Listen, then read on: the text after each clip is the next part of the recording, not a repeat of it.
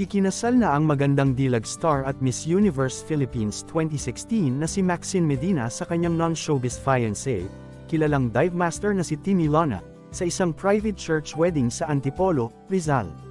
Si Maxine at ang ilan sa kanyang mga malalapit na kaibigan at pamilya kasama ang kanilang mga organizers, ay nagbahagi ng mga snap tungkol sa kanilang kasal noong Martes, October 3. Ang negosyanteng si Ben Chan, ang founder at CEO ng clothing giant na Bench, ay nag-upload sa Instagram ng ilang highlights ng wedding ceremony ni Maxine. Binati ng clothing mogul ang bagong kasal, Radiant Bride at Maxine_Medina on her wedding day.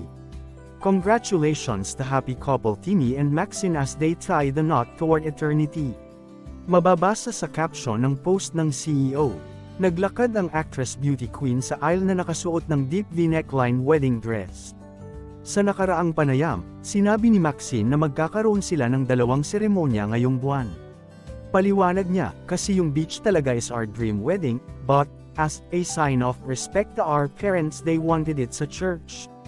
Na-engage sina Maxine at Timmy noong April 2022 habang nagbabakasyon kasama ang iba pang mga kasama sa isang resort sa Coron, Palawan. Naghahapunan silang lahat sa tabing dagat nang mag-propose si Timmy, na makikita sa Instagram page ni Maxine.